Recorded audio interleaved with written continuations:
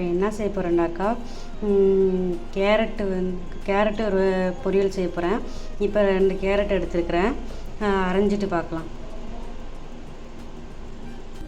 கேரட்டை நம்ம அரைஞ்சி வச்சுக்கிட்டோம். இப்போ பரட்டுறதை பார்க்கலாம் வாங்க. அடுப்பை பற்ற வச்சு கடாயை வச்சுக்கலாம்.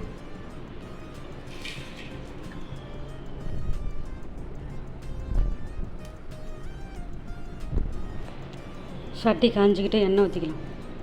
இப்போ தாளிக்கிறதுக்கு நம்ம கடுகு, கருவேப்பிலை, காஞ்ச மிளகாய் எடுத்துருக்கோம்.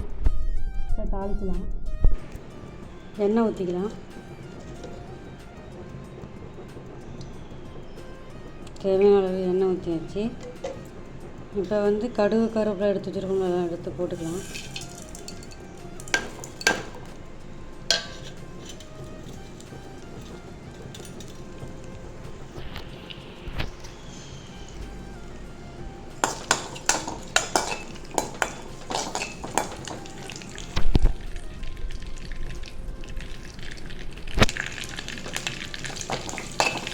எல்லாம் போட்டு வதக்கிக்கலாம்.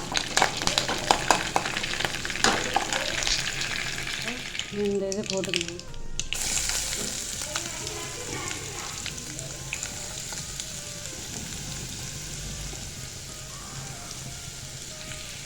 எல்லாத்தையும் போட்டு வச்சு இப்போ வதக்கிக்கலாம்.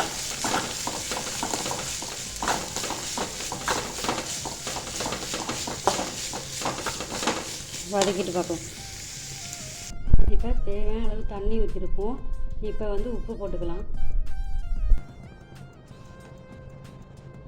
தேவையான அளவு உப்பு போட்டுக்கலாம்.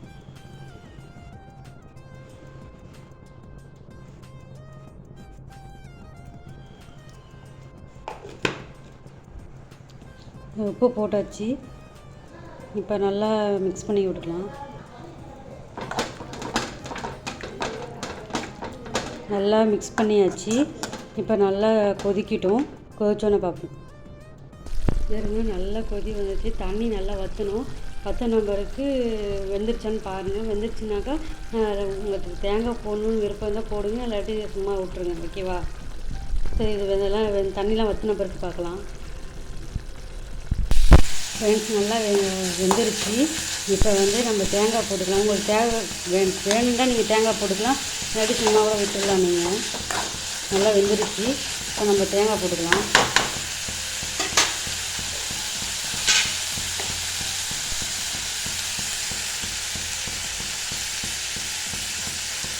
தேங்காய் போட்டாச்சு.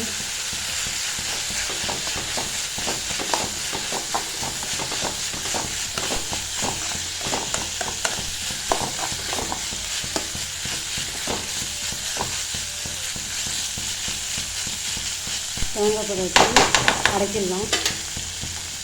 பிடிச்சிருந்தா லைக் பண்ணுங்கள், ஷேர் பண்ணுங்கள், கமெண்ட் பண்ணுங்கள், மறக்காமல் சப்ஸ்கிரைப் பண்ணுங்கள், பெல் பட்டனை கிளிக் பண்ணுங்கள். நாங்கள் ஒவ்வொரு வீடியோ உங்களுக்கு நோட்டிஃபிகேஷனாக வரும். பாய் பாய். Like, comment, and subscribe. Like, comment, and subscribe.